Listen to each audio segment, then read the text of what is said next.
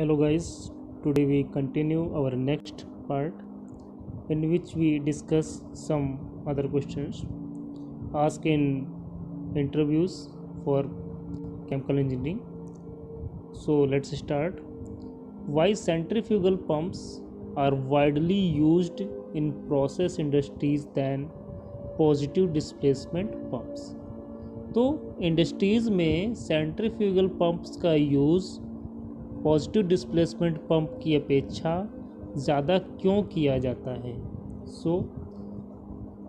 Centrifugal pumps are widely used in process industries because they are simple to construct and operate, installation and maintenance cost are easy, casing can be made of variety of materials, noise free operation, no need of safety valve at discharge side in case of single stage centrifugal pump, can handle variety of liquids, the impeller MOC can be altered accordingly. So क्या होता है? Centrifugal pumps are widely used in process industries because they are simple to construct and operate. क्योंकि ये construction में simple होते हैं और operate करना भी इन्हें सिंपल होता है। Installation and maintenance cost are easy, इनका इंस्टॉलेशन और इनकी मेंटेनेंस कॉस्ट भी कम होती है। Casing can be made up variety of materials, जो पंप की केसिंग होती है वो भी मटेरियल की वैरायटी के अकॉर्डिंग बनाई जा सकती है। Noise free operation, noise free operation होता है, ज़्यादा नॉइज़ नहीं होती है। No need of safety valve at discharge side in case of single stage centrifugal pump. तो no need of safety valve की ज़रूरत नहीं पड़ती है डिस्चार्ज साइड में। अगर पंप जो है सिंगल स्टेज का है तो सेफ्टी वॉल्व की आवश्यकता नहीं होती है। Can handle variety of liquids, ये कई प्रकार के लिक्विड्स को हैंडल कर सकता है। The impeller MOC can be altered accordingly, impeller की जो MOC है, इम्पेलर का जो मटेरियल ऑफ कंस्ट्रक्शन है वो मटेरियल के अकॉर्डिंग भी बनाया जाता है। Next, what is surging in centrifugal compressors and how it can be prevented?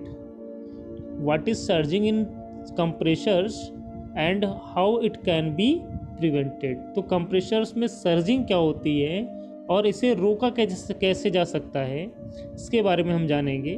सबसे पहले हम जानेंगे सर्जिंग क्या होती है। So start. In centrifugal pumps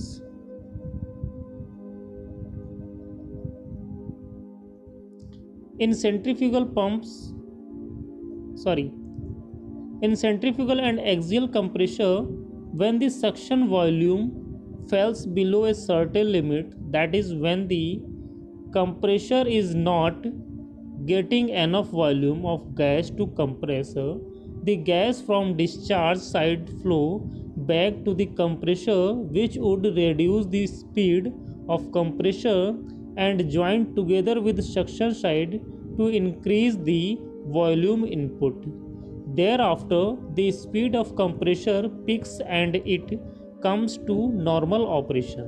But meanwhile, such river inflow will cross huge pressure gradient across the compressors and vibration thus may damage the impeller.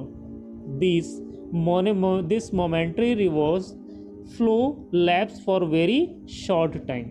सो क्या होता है? In centrifugal and axial compressors when the suction volume falls below certain limit, centrifugal और axial compressor में जब suction volume एक limit के नीचे गिर जाता है, फेल कर जाता है, that is when the compressor is not getting enough volume of gas to compressor. Means compressor जो है एक एनफ वॉल्यूम को नहीं पाता है गैस को कंप्रेस करने के लिए। The gas from discharge side flow back to the compressor, तो डिस्चार्ज साइड से जो गैस होती है वो फ्लो बैक होती है कंप्रेसर में, which would reduce the speed of the compressor, जो कि कंप्रेसर की स्पीड को रिड्यूस कर देती है, कम कर देती है, and join together with suction side to increase the volume input. और ये जो गैस बैक होती है, जो फ्लो बैक होता है, वो सक्शन के साथ जुड़ के जो है join together with suction side to increase the volume input, और जो है ये सक्शन के साथ जुड़ जाता है और ये एक वॉल्यूम इनपुट करता है। There after the speed of compressor picks and it comes to normal operation. और इसके बाद कंप्रेसर की जो स्पीड होती है फिर से पिक होती है और एक नॉर्मल ऑपरेशन में कंप्रेसर आ जाता है। But meanwhile such river in flow will cross huge pressure gradient across the compressor. लेकिन कभी कभी क्या होता है कि कंप्रेसर का जो प्रेशर ग्रेडियंट होता है वो इतना ज़्यादा हो जाता है जो कि एंड वाइब्रेशन दस में डैमेज द इम्पेलर, जो कि वाइब्रेशन जो है क्रिएट कर देता है और जो है कंप्रेसर के इम्पेलर को डैमेज कर देता है। This momentary reverse flow lapse for very short time. ये घटना जो है बहुत ही शॉर्ट टाइम में भी हो जाती है। So we know how to prevent from surging. To prevent surging, we need to install an anti-surging system.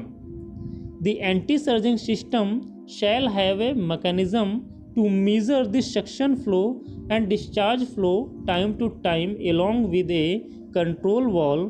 When the suction volume falls below a certain set value, a part of discharge gas will be directed towards the suction to maintain the minimum suction value. As normally compression leads to increase in temperature, the gas recycle system taken after cooler to ensure the discharge temperature is within control. So क्या होता है, to prevent surging से हमें रोकने के लिए, compressor को हम सर्जिंग से रोकने के लिए we need to install an anti surging system. हमें कंप्रेसर में एक एंटी सर्जिंग सिस्टम इंस्टॉल करना पड़ता है। The anti surging system shall have a mechanism to measure the suction flow and discharge flow time to time along with a control valve. Anti surging system क्या होता है, anti surging system एक measurement system होता है suction और discharge flow का time to time with A control valve, एक control valve के साथ में। When the suction volume falls below a certain set value, a part of discharge gas will be directed towards the suction to maintain the minimum suction volume। जब suction volume जो है एक limit से नीचे गिर जाता है तब डिस्चार्ज वॉल्यूम जो होता है वो डायरेक्टली सक्शन लाइन में ऐड हो जाता है और जो है मिनिमम सक्शन वॉल्यूम को मेंटेन कर देता है। As normally compression leads to increase in temperature, the gas recycle system taken after cooler to ensure the discharge temperature is within control। तो क्या होता है, as normally compression leads to increase in temperature. Normally जो है compression क्या होता है, temperature को इंक्रीज करता है। The gas recycle system taken after cooler, gas recycle system जो है आफ्टर कूलर जो है to ensure discharge temperature is within controller. After cooler जो है ये इंश्योर करता है डिस्चार्ज को कि जो है टेम्परेचर जो है विद इन कंट्रोल है, कंट्रोल में रहता है। इस प्रकार हम कंप्रेसर को सर्जिंग से रोक सकते हैं। नेक्स्ट है differentiate compressors, fans and blowers. तो कंप्रेसर, फैन और ब्लोअर को डिफरेंशिएट करना है। यहाँ पे क्या होगा, fans, blowers and compressors are differentiated based on method used to move the air and specific ratio is discharge pressure to suction pressure. As per the American Society of Mechanical Engineers ASME, the compression ratio for fan up to 1.11, blowers 1.11 to 1.2 and for compressors above 1.2। तो क्या होता है, fan, blower and compressors are differentiated based on the method used to move the air and specific ratio जो हमारे fans होते हैं, blowers होते हैं, कंप्रेसर्स होते हैं, इनका ये डिफरेंशिएट बेस्ड होते हैं किस पे, move to the air and specific ratio. Specific ratio क्या होता है, हमारा डिस्चार्ज प्रेशर और सक्शन प्रेशर का जो रेशियो होता है वो हमारा स्पेसिफिक रेशियो होता है। As per the American Society of Mechanical Engineers the compression ratio, American Society of Mechanical Engineers के अकॉर्डिंग कंप्रेशन रेशियो क्या होना चाहिए, फैंस के लिए कंप्रेशन रेशियो हमारा 1.11 होना चाहिए, ब्लोअर्स के लिए 1.11 टू 1.2 होना चाहिए, और कंप्रेशर्स के लिए ये 1.2 से एबव होना चाहिए।